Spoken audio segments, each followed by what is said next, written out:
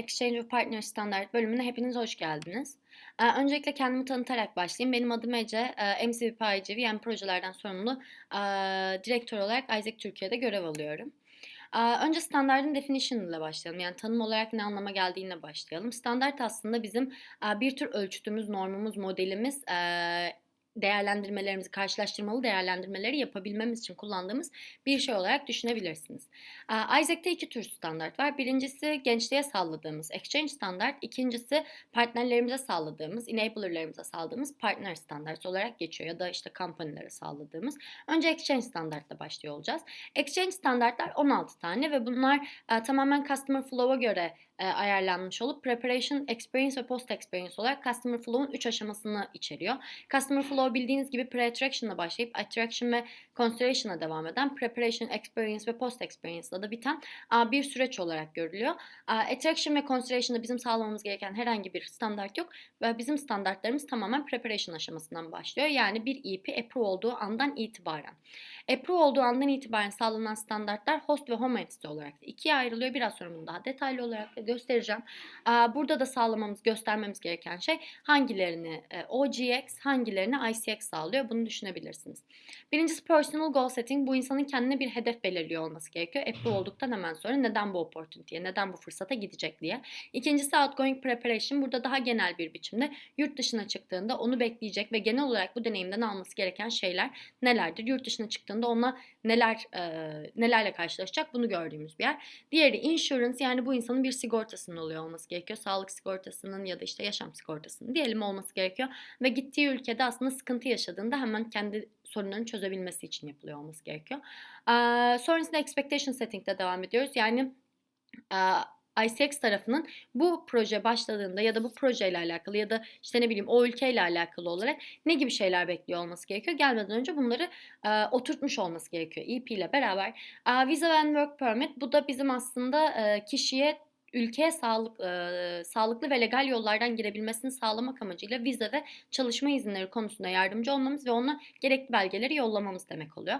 Arrival Pickup, bu insan bu ülkeye geldiği anda onu karşılayan birinin olması. Bu illa havaalanı olmak zorunda değil. Havaalanı olabilir, işte buluşma noktası olabilir, otobüs durağı olabilir vesaire. Bunun belirlenmesi ve oradan alınması. Accommodation'da aslında bizim bu insanın kalacak yerini ayarlıyor olmamız. Bazen biz bu kalacak yerleri ayarlıyoruz. Bazen bu kalacak yerleri sadece buluyoruz, EP ödüyor. Bazen biz ödüyoruz, biz buluyoruz vesaire. Yurt, ev ya da host şeklinde olabiliyor. GV, GE, GT'de de farklılıklar gösteriyor diyebilirim size. Incoming Preparations'da bu ülkeye geldiğinde, spesifik olarak bu projeye geldiğinde seni neler bekliyor, neler yaşıyor olacaksın, Isaac sana neler sağlıyor olacak. İşte varsayalım ki Türkiye'ye gelmiş birinden bahsediyoruz. Isaac Türkiye sana neler sağlayacak, bu projede neler görüyor olacaksın. Bunu gösterdiğimiz bir yer. Sonrasında First Day of Work geliyor. Yani bu insanın ilk çalışma günü. Bu insanın ilk çalışma gününde, EP'nin ilk çalışma gününde aslında onunla beraber giden bir Isaac'ın oluyor olması gerekiyor. Ve bu ilk çalışma gününde nerede çalışacağını, nasıl gideceğini buraya, bu tarz şeylerin clarify, yani daha açık bir hale getirilmiş olması gerekiyor. Ve 10. standart Alignment Spaces with Opportunity Provider. Aslında bu ilki iki aşamadan oluşan bir standart. Birincisi First Day of Work'te gerçekleştirilir. İkincisi Last Day of Work'te gerçekleştirilir. First Day of Work'te gerçekleştirilen de bu insanın hedefleri neler, ne gibi personal hedeflerle geldi, İşte bu insanı bu enabler'la neler bekliyor, neleri gerçekleştirmek istiyor, bunların konuşulduğu bir alan. Sonuncusu da neler gerçekleştirebildi, neler daha iyi olabilirdi projesinde, bunun yapıldığı bir alignment space olarak düşünebilirsiniz. Hem partnerin hem EP'nin bir arada olduğu hem de Isaac'ın orada olduğu bir alan. Job description, bu EP bu projeye başvurduğunda, geleceği projeye ya da gideceği projeye başvurduğunda sistemde belli iş tanımları görüyor. Bu iş tanımlarını gerçekten de projeye gittiğinde yaşıyor olması demek ve bunların gerçekleştiriliyor olması. Working hours, biliyorsunuz GV, GT'de farklı working hour'lar var. Minimum 25, minimum 35 olmak üzere. Burada aslında bu minimum sayıya uyduk mu uymadık mı? Yani belli bir hafta içerisinde minimum sayıda bir çalışma saati sağlıyor olmamız gerekiyor EP'ye. EP bu çalışma saatlerini gördü mü görmedi mi, bunu gördüğümüz bir yer. Duration, GV, GT'de yine farklılık gösteriyor dediğim gibi. GV ve GE'de Bu 6 hafta minimum olmakla beraber GT'de bu 12 hafta minimum şeklinde gidiyor. Ve burada gördüğüm şey aslında bu EP'nin gerçekten de bu minimum duration'a uyup uymadığı.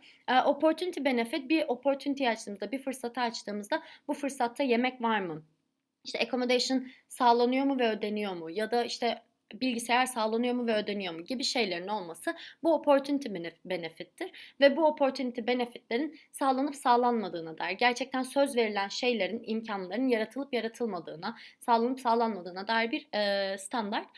Departure support'ta EP ülkeyi terk ederken, ülkeden ayrılırken legal bir biçimde ve nasıl ayrılacağına dair bilgilendirme aldı mı almadı mı buna dair bir standart. Ve son olarak debrief with Isaac.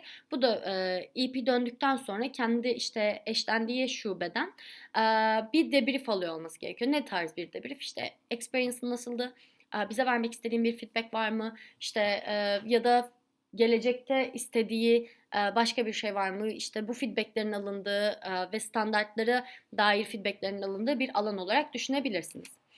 Bunlardan dediğim gibi 4 tanesi Home Entity tarafından, yani OGX tarafından gerçekleştiriliyor. 3 tanesi Preparation standart olarak, bir tanesi de Post Experience standart olarak. Kalan 12 tanesi de Host Entity yani ICX tarafından gerçekleştiriliyor.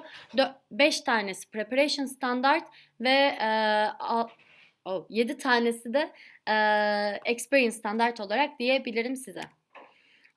Ama şeyi unutmamak gerekiyor. Bizim measure of success'imiz, yani bizim kendimizi başarılı görüp görmediğimiz şeyler tamamen complete. Complete nasıl gerçekleştiriliyor? Realizasyona sahip olursun, bu standartları uygularsan daha sonrasında da EP bir tür quiz'e tabi tutulur ya da survey diyelim, ankete tabi tutulur. Bu anket sonuçlarında bizim mutlaka ve mutlaka 16'da 16 yapıyor olmamız gerekiyor. Ama her zaman 16'da 16 yapamıyoruz diyelim. 4 tane standardımız var. Arrival pickup, working hours, first day of work ve departure support. Bu 4 tane standart, eğer bu 4 tane standarttan 2 tanesini sağlayamadıysak bu EP yine de completed olabiliyor. Yani şöyle varsayalım. Arrival pickup ve working hours'u sağlamadık ama first day of work, departure support ve geriye kalan 12 tane standardı sağladık. O zaman bu EP completed olacak. Ama eğer, yani bu 4 standardımız zorunlu standartlar değil gibi düşünebilirsiniz. Ama eğer arrival pickup, working hours, departure support üçü bir arada sağlanmadıysa bu EP complete olmayacak diyebiliriz yani. Diğer bir şeyi de partner standart. Partner standart GV, GT için product based bir biçimde ayrılmış. GV'de bu şekilde görebilirsiniz. Yine expectation setting, selection process, job description, working hours, partner preparation meeting, visa and work permit support, experience evaluation ve partner closing meeting olarak görüyorsunuz. Yine aynı şekilde aslında customer flow'a based olarak bir biçimde, yani customer flow göz önünde bulundurularak hazırlanmış bir şey. Consideration'da bu sefer partner taraflı standartlarımız var. Preparation'da var, experience'da var ve post experience'da var. Consideration tarafta expectation setting, partnerin ne tarz bir experience yaşayacağını söylemek. Bu consideration burada aslında partnerle opportunity'mizin açıldığı an olarak düşünebilirsiniz.